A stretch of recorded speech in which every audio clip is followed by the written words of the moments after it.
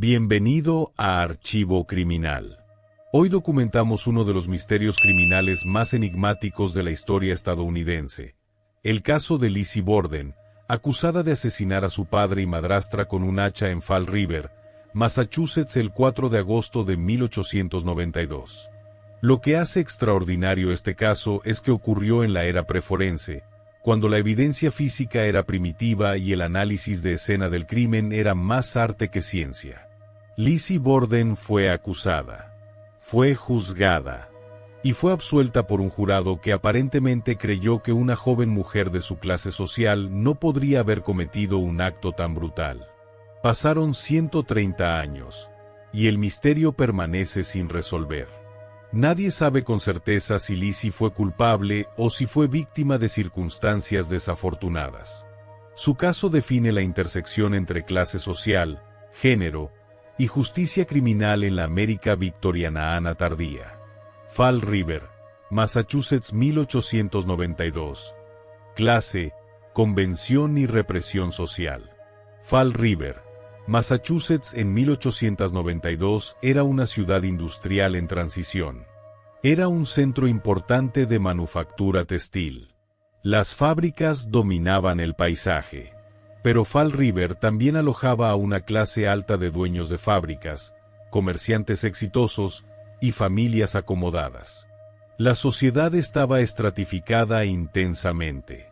La clase determinaba casi todo: con quién podías casarte, dónde vivías, a qué iglesia asistías, qué se esperaba de ti.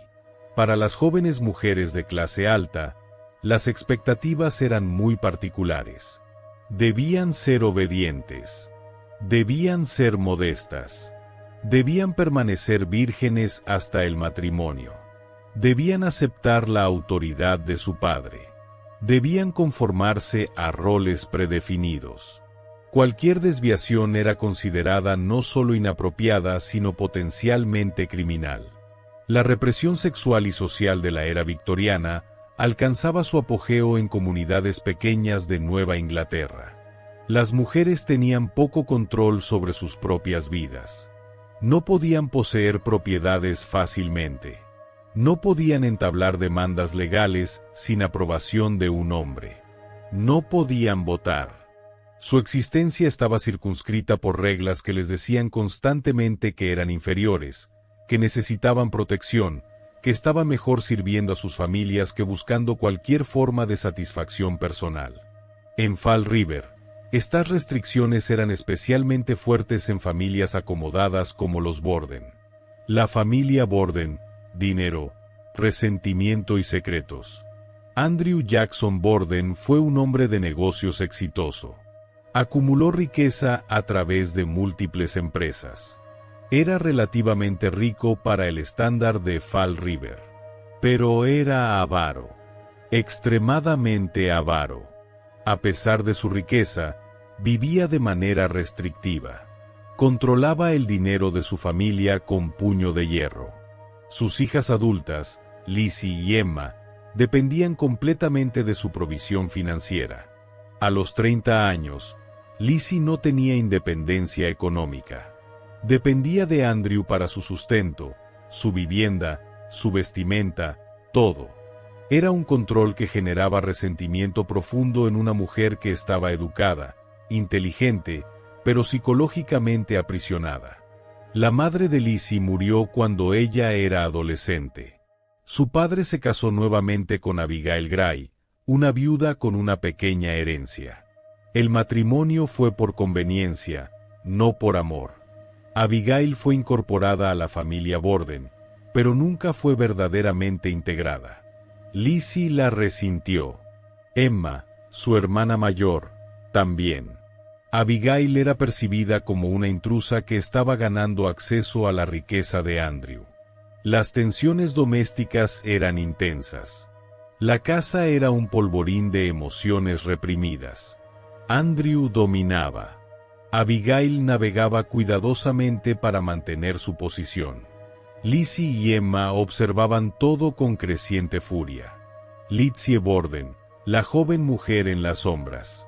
Lizzie Andrew Borden nació en 1860. Era educada, inteligente y culturalmente sofisticada. Participaba en actividades de iglesia. Trabajaba como maestra de escuela dominical. De superficie, era la hija perfecta de una familia de clase alta. Pero internamente, fue una mujer atrapada.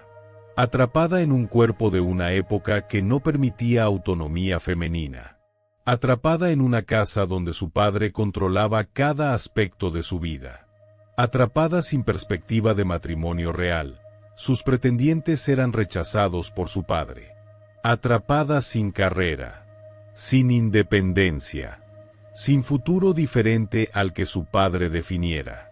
Hay evidencia de que Lizzie fue una persona deprimida. Mostró síntomas de ansiedad. En un punto antes del asesinato, se reportó que intentó comprar ácido prúsico, un veneno. Su explicación fue que quería usarlo para limpiar pieles de conejo. Pero algunos sugieren que estaba contemplando suicidio o asesinato. Su vida interior fue turbulenta. Su vida exterior fue perfectamente convencional.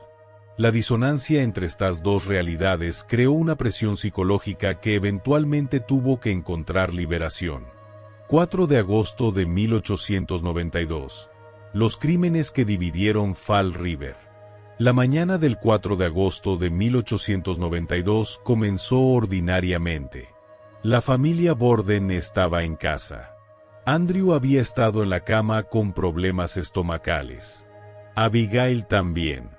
Se sospecha que habían comido algo que los enfermó, aunque nunca fue confirmado. Lizzie estaba en la casa. Su hermana Emma estaba visitando a una amiga fuera de la ciudad. Alrededor de las 10:30 de la mañana, Andrew fue encontrado muerto en la sala.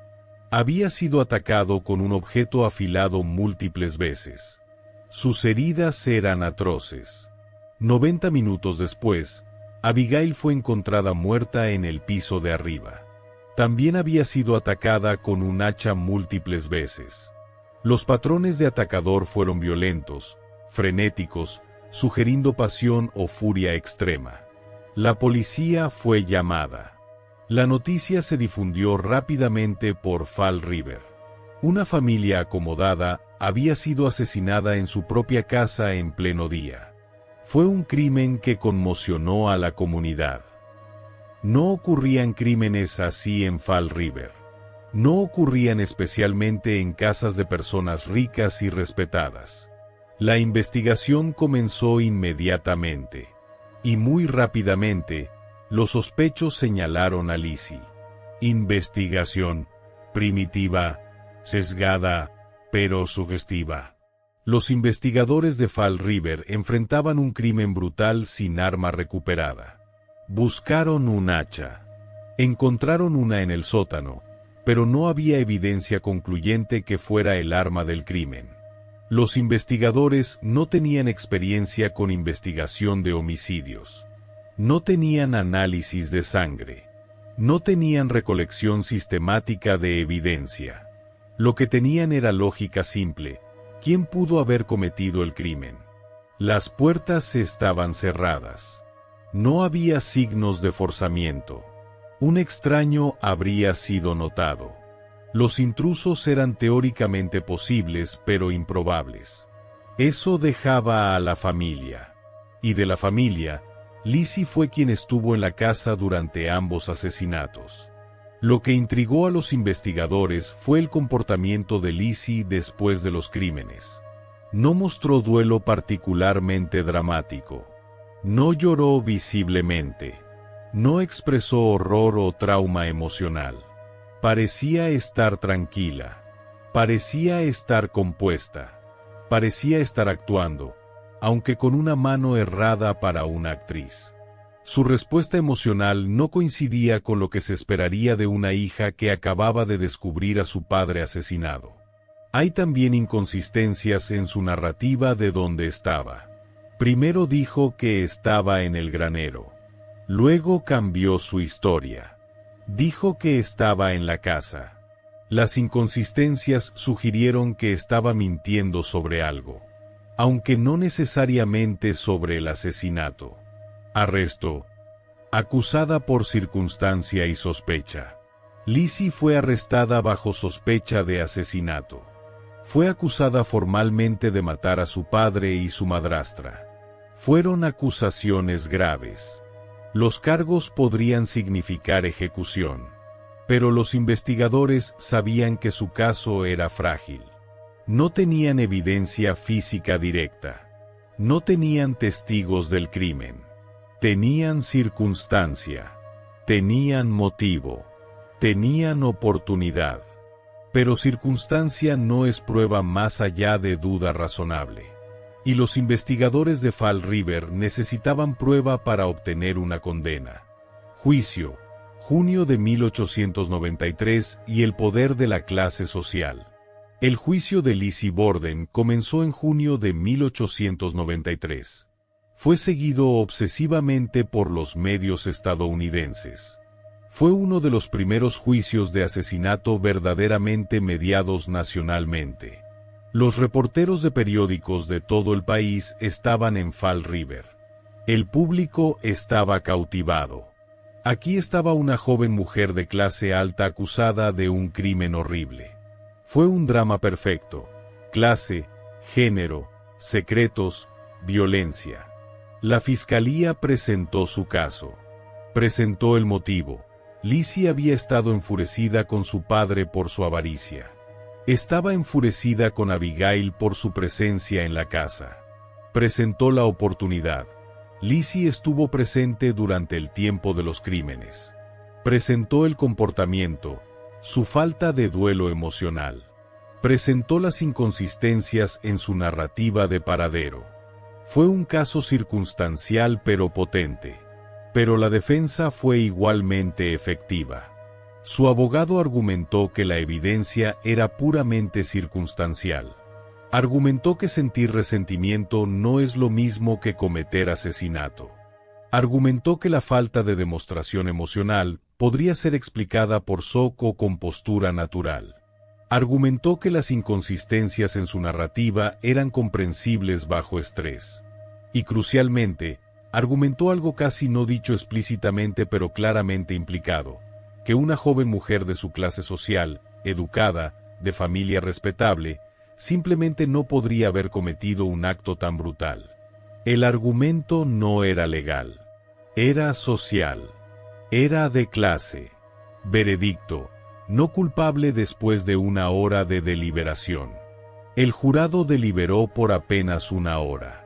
Luego emitió su veredicto: no culpable en ambos cargos. Lizzie Borden fue absolvida. La sentencia fue casi unánime. Algunos jurados reconocieron después que votaron no culpable no porque creyeran que era inocente, sino porque la evidencia no alcanzaba el estándar legal de culpabilidad más allá de duda razonable. Pero otros votaron no culpable porque sencillamente no podían creer que una joven mujer de su clase fuera capaz del crimen. La clase social había prevalecido sobre la lógica criminal. Cronología y datos clave. Nombre de la acusada: Lizzie Andrew Borden. Fecha de nacimiento: 1860. Ubicación: Fall River, Massachusetts. Fecha de los crímenes: 4 de agosto de 1892. Víctimas: Andrew Jackson Borden, padre, 70 años. Abigail Gray Borden, madrastra, 65 años. Dharma presunta: hacha, nunca confirmada definitivamente. Patrón de ataque: múltiples heridas violentas, sugestivo de furia personal. Hora de descubrimiento de Andrew: alrededor de 10:30 de la mañana. Hora de descubrimiento de Abigail: alrededor de 11:15 de la mañana. Persona que descubrió los cuerpos: Bridget Sullivan, criada. Móvil sospechado: resentimiento por control paterno, problemas de herencia. Comportamiento después del crimen: calma no característica, falta de duelo emocional. Inconsistencias en narrativa, cambios de historia sobre paradero. Arresto: 4 de agosto de 1892. Acusación formal: 11 de agosto de 1892. Juicio: junio de 1893. O veredicto, no culpable, después de 1 hora de deliberación. Destino, vivió bajo sospecha perpetua hasta su muerte en 1927. Misterio actual, no resuelto formalmente. Rima infantil, Lizzie Borden tomó un hacha. Análisis, ¿fue culpable o fue la clase social? Lo que fascina a criminólogos modernos sobre el caso Borden es la pregunta fundamental. ¿Fue Lizzie realmente inocente o fue su clase social lo que le permitió escapar? La evidencia moderna sugiere un cuadro complicado. Hay mucho que señala en su dirección. Su motivo fue claro. Su oportunidad fue presente. Sus acciones después del crimen fueron anormales. Pero no hay evidencia física incontrovertible. No hay confesión. No hay testigo que la viera hacer el acto. En la era moderna, con evidencia forense moderna, probablemente sería condenada. Pero en 1893, con la evidencia primitiva disponible, y con un jurado que no podía concebirla como asesina, la absolución era casi inevitable. Hay una teoría alternativa, que alguien más fue responsable. Algunos historiadores sugieren a Bridget Sullivan, la criada. Otros sugieren a un desconocido. Pero estas teorías tienen sus propios problemas lógicos. La verdad es que el crimen nunca fue realmente resuelto. Y probablemente nunca lo será. Después de la absolución, vida en perpetua sospecha.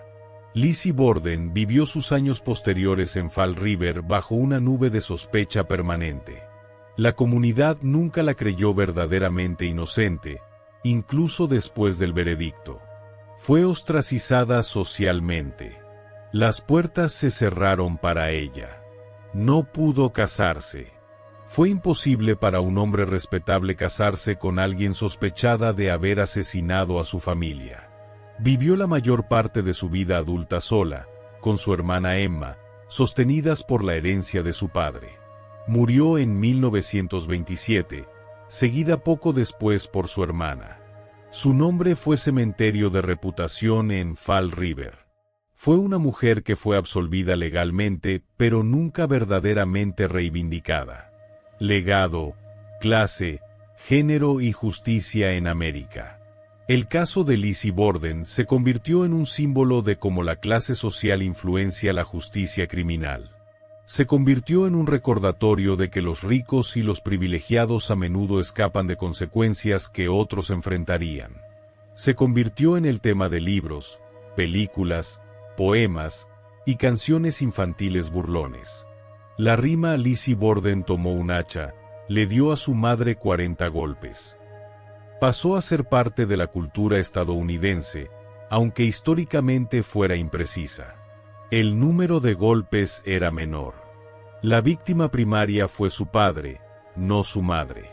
Pero la rima capturó la imaginación popular de una manera que la precisión no lo habría hecho. Suscríbete a Archivo Criminal. Si este caso te interesó, suscríbete a Archivo Criminal para más historias que exploran la intersección entre crimen, clase y justicia.